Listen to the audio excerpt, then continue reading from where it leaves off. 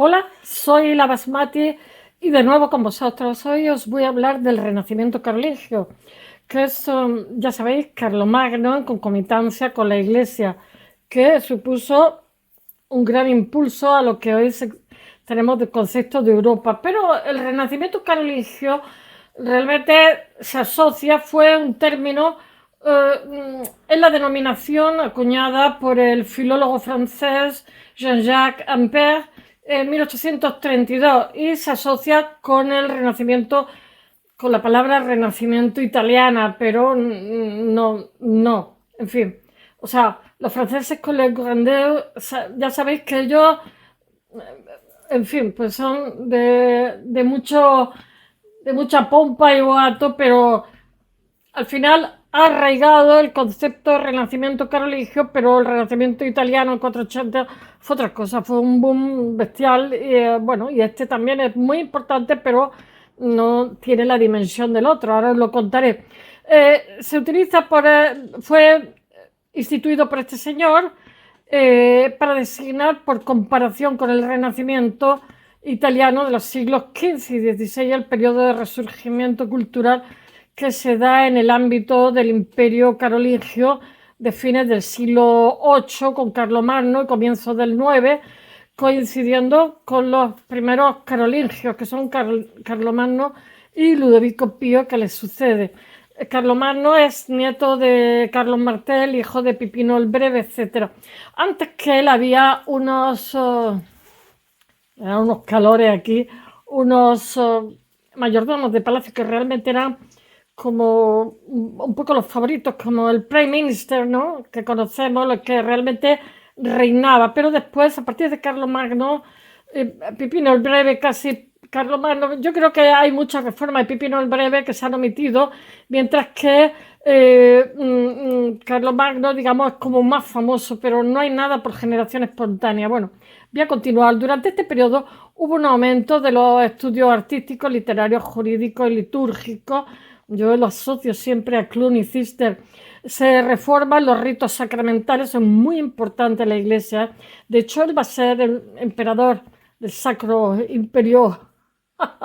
Bueno, también se desarrolla, el concepto de Europa un poco empieza con él también, se desarrolla el empleo del latín medieval y la minúscula de la letra carolingia, que es preciosa, proviendo un lenguaje común y un estilo de escritura que permitieron una mejora en la comunicación entre la minoría culta de la mayor parte de Europa. Es decir, una cosa en contra de lo que podéis pensar, aunque Carlomagno, digamos, tiene Aquisgrán, etcétera, la capital, él no hablaba francés. Bueno, puede que sí hablaba francés, pero lo que hablaba era una especie de proto-nederlandés, proto-alemán, o sea, una lengua germánica, porque realmente él, digamos, conquista una serie de lugares, los unifica, aunque después se va a fragmentar y realmente él va a dar lugar a la Europa feudal por el tipo de distribución de poder que se hace. Él pone las bases del feudalismo. Pero con todo y con eso, él hace una labor tremenda en diferentes direcciones. Y ahora os lo cuento. Bueno, se utiliza la expresión humanismo carolingio para designar la labor de recuperación que se hace de la cultura clásica latina, aunque Carlomagno, hay que decir que era analfabeto, que se dio esencialmente en los monasterios carolingios y en la escuela palatina de Aquisgrán bajo la dirección alcuino de York. La actividad política y legislativa de la corte carolingia, incluso en cuestiones como la reforma monetaria, la demarcación territorial civil, los condados, los ducados, las marcas y la reordenación de las provincias eclesiásticas, porque se restaura la actividad. Realmente ha habido se han introducido unos germanos que vienen a lo largo de los siglos, que han terminado siendo otros germanos porque se han fusionado con el sustrato de población y con los que han venido después, y entre ellos los carolingios son uno de ellos. Lo que pasa que, digamos, va a haber como varias invasiones, entre comillas, o varias emigraciones por diferentes motivos, y a su vez eso, digamos, al final va a crear un sustrato propio porque al paso de los siglos se van a hacer población de la zona. Bueno, se restaura la autoridad de los arzobispos sobre los obispos y sufragáneos, y están tan vinculados a estos aspectos que realmente lo que pasa es que se denominan conjuntamente con la expresión, estoy hablando de calor, de formas carolingias, o sea, todo se asocia a esta época, pero porque también él, digamos, da vuelo a que eso ocurra así. Y se explicita en textos que pueden considerarse manifiestos del programa reformador de lo que va a ser Carlomagno, como Admonitio Generalis, que es de 789, o la epístola de Literis Colendis. Bueno, la conveniencia es lo que pasa es que, perdona que voy a beber algo de agua, que me estoy muriendo de sed.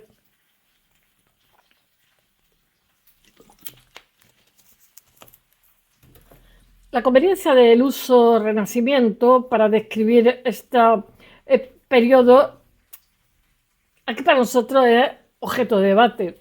Yo también lo veo objeto de debate, porque el renacimiento del 480 tiene otras connotaciones de retomar el hombre como eje, como centro del universo, en fin, no sé, aquí estoy muy arriesgado.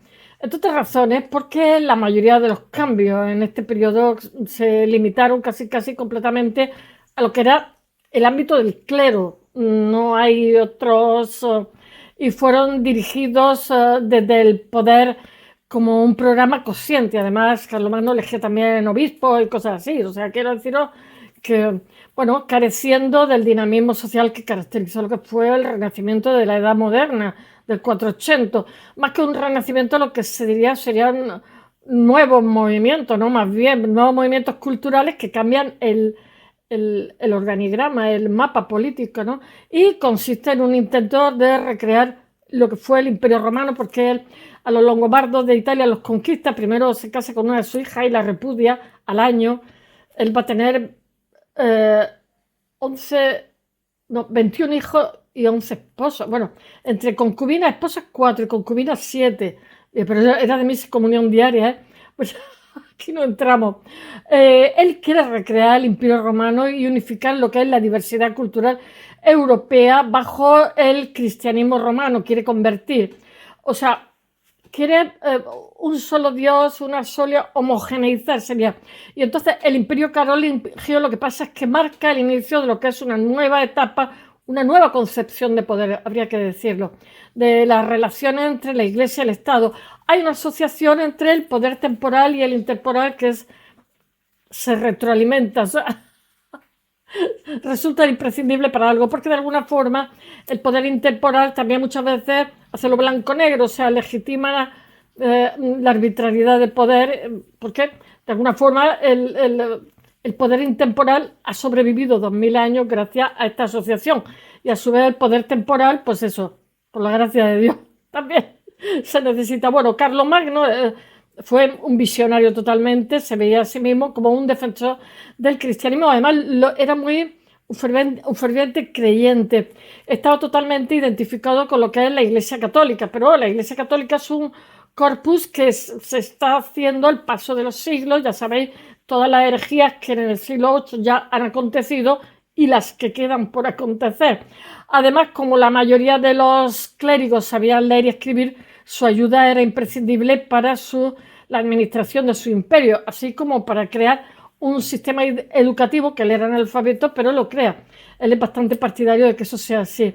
La fuerte alianza entre el Estado y la Iglesia, lo que pasa es que caracteriza este periodo, este renacimiento, entre comillas, este renacimiento carolingio, y le permite llevar a cabo sus reformas y determina su naturaleza teocéntrica, a diferencia del antropocentrismo humanista que va a ser característica del Renacimiento 480, propiamente dicho.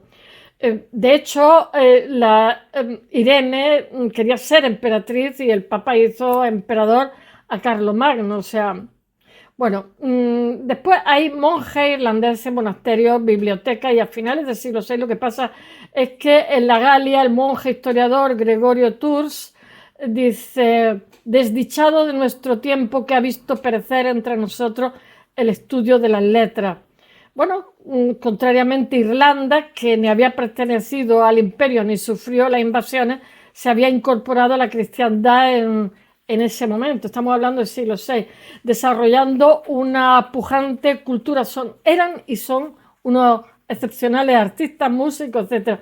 Una pujante cultura en sus monasterios como la de Clonard y Clonassaes, no sé cómo se dice, que no solamente porque está en francés, no en inglés, preserva la herencia cultural y greco-romana cristiana, sino que además la propagan por lo que es la Britania, incluso por el continente europeo. En los siglos 7 y 8, los monjes irlandeses, los patricios y británicos eran la vanguardia de la civilización occidental, tanto en la conservación de la cultura con Beda el Venerable. En inglés me parece que se dice Beda el Venerable era descendiente de, ¿cómo se llama?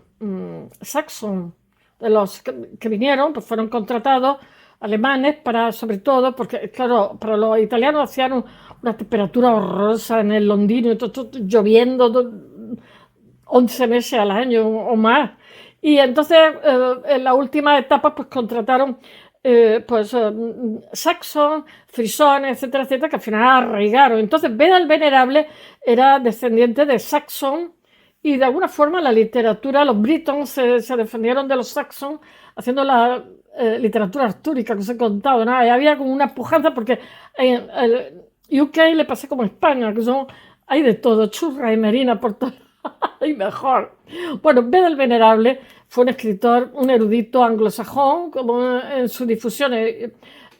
San Columba, irlandés, que también fue fundador de... Después de esto, eso, Enrique VIII, cuando llegó al poder y se separó de la iglesia, quemó toda la biblioteca de los conventos, cuestión de 24 horas, y se quedó, yo no sé, el Beowulf, no sé ni cómo sobrevivió. Bueno, Columba fue en irlandés, que fue fundador del monasterio de Escocia de San Aidan y del monasterio de Ladisphan en Inglaterra, y San Columbano, irlandés, fundador de los monasterios de Lexeuil en Francia y de Bobbio en Italia. San Bonifacio, anglosajón, el apóstol de los germanos, fundador absolutamente del monasterio de Fulda en Alemania. Bueno, junto al anglosajón, al famosísimo Alcuino de York, los monjes irlandeses lo que pasa es que constituyen la mayor parte de la élite intelectual de la época carolingia, que está José Escoto, pero, o será Juan Escoto, de un Escoto que pero es escocés, Clemente de Irlanda, Cruinmelo, Donato de Fiesole y Dungal. Aún así, en el nivel cultural de la época es anémico, mientras que en la antigua biblioteca de Alejandría, porque los pergaminos podían contarse por decenas de miles, y la biblioteca del monasterio de San Gol era una de las mayores del siglo VIII. Pues claro, estamos en época Carlomagno, reunida en más de un siglo. En esta época, esta gente en la biblioteca, lo que pasa es que eran iluministas. A mí me están entrando unos calores que para qué. Eran iluministas. Lo mismo que se desarrolla, yo lo sé por arte, lo mismo que se desarrolla en la zona de Flandes y todo esto, en los Países Bajos, en el Benelux, se desarrolla mucho el aceite, la cola de conejo, que todo eso posteriormente va a dar. Y en Italia son más de pintura mural y tal, herencia clásica. Pues en Francia, que era el intermedio entre ambas, van a ser los monjes los que van, iluministas, los que van a hacer montones de obras maravillosas. Y entonces van a ser como el nexo entre un sitio y otro, digamos, donde se va a trajinar el arte, todo, porque claro, los de abajo, como pasó con los grabados japoneses, ¿no? Los de abajo veían lo que hacían los de arriba y los de arriba veían lo que hacían los de Italia, ¿no? Y al final hubo un flujo muy grande, pero a su vez la zona esta de Francia también, los iluministas influyeron a los de abajo y a los de arriba. Bueno, no quiero contaros el arte. San Galo, San Gol, es muy famoso este tenía solamente 36 volúmenes, de modo que cuando Baldo de Reichenau ocupa el cargo de abad en el 782, se vio la necesidad de crearla prácticamente de cero, con un planteamiento muchísimo más ambicioso. En el siglo IX la situación ha cambiado radicalmente y el monasterio de Fulda tenía más de 1 millón de volúmenes y el de Murbach 400, el de San Riquier, bueno, tenía 200, etcétera, catalogados en el 831. Estos se perdieron desafortunadamente. Y el de Reichenau, unos 500 catalogados en el 822. Bueno, hay un plano del monasterio de San Gol al comienzo del siglo IX. Lo que pasa es que muchos planos eran como, porque en estos momentos también el tipo de pintura que se hace cuando se ve, por ejemplo, una ventana, una ciudad, es una utopía, ¿no? Y entonces muchas veces los planos de los conventos y todo eso son utopías, no eran reales. Ese era un anhelo que había ante, digamos, periodos largos de inestabilidad y realmente son utópicos. Te asomas por la ventanita y son lugares perfectos, vamos.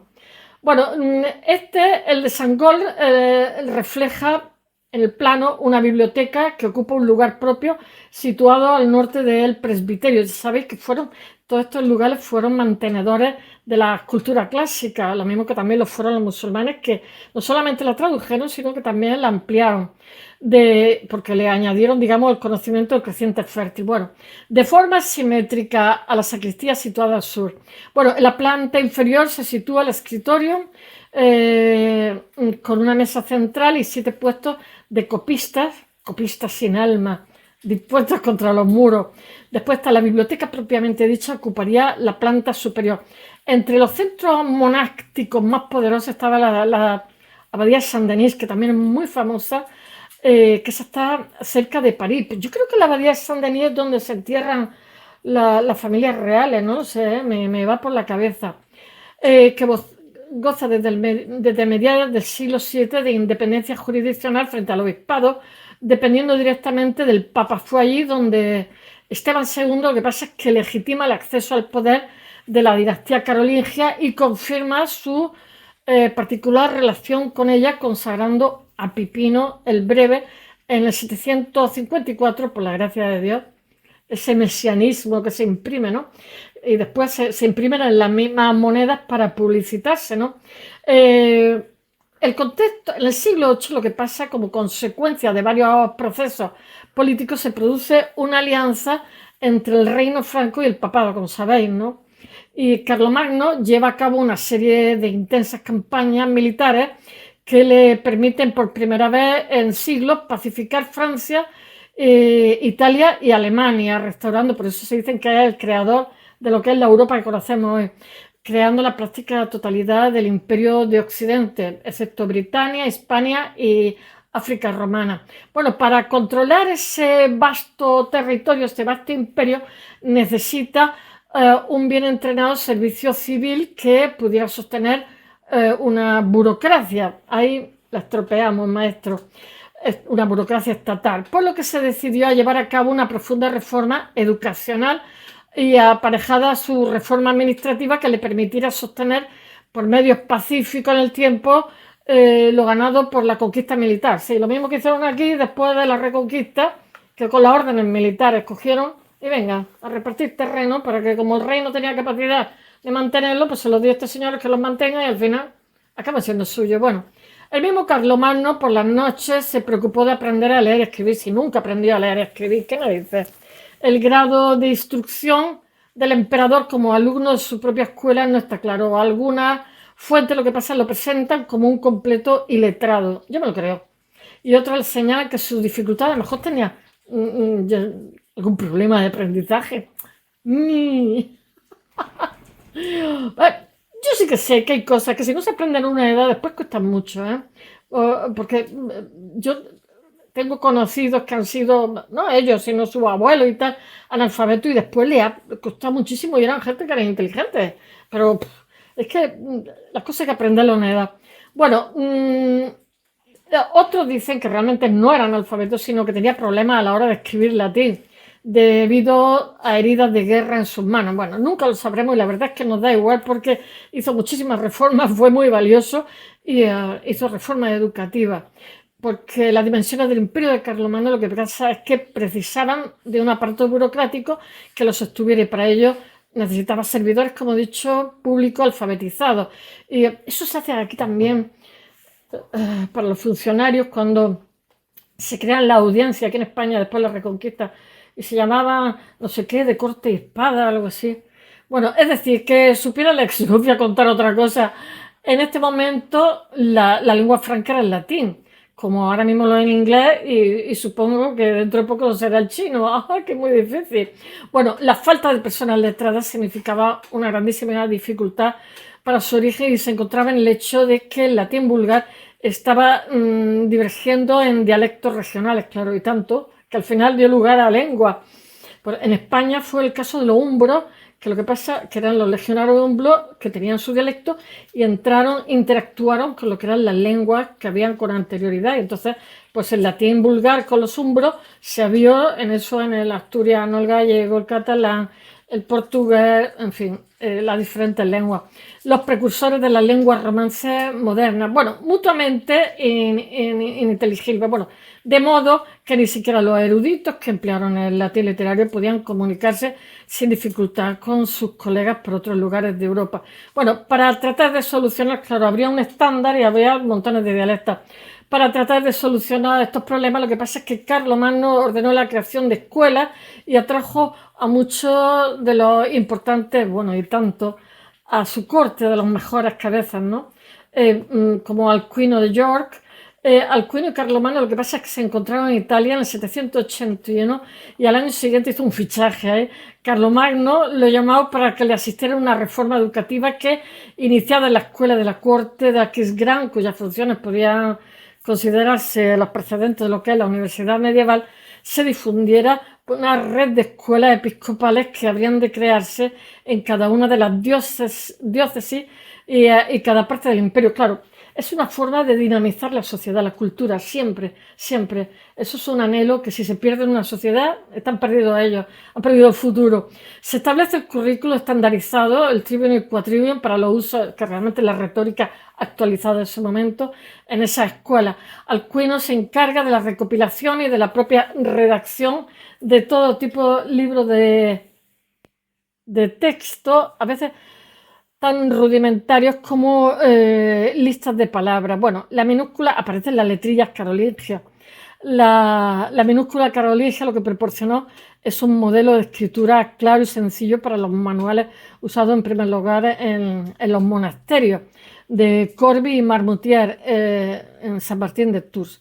Bueno, se fijó una versión estandarizada del latín que permitió acuñar nuevas palabras mientras se conservaban las reglas gramaticales del latín clásico.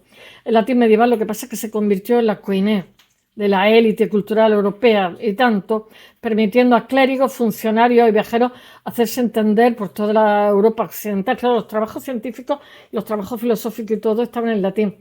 Hay que destacar como en la promulgación del admonitio general, que es la exhortación general, y luego del Iteris Colendi, que es donde Carlomagno manifiesta su esfuerzo de cristianización y toma de decisiones importantes como la restauración de la escuela. En particular, en el 72 recomendaba a los obispos atraer no solo a los niños de condición servicio, sino incluso a los hijos de hombres libres y organizar en escuelas, catedrales, monasterios y escuelas para enseñar a los niños a leer, a cantar y finalmente asegurar que los salterios, los libros de música, la aritmética y la gramática fueran correctos. Bueno, espero que os haya gustado esta mañana. Bye.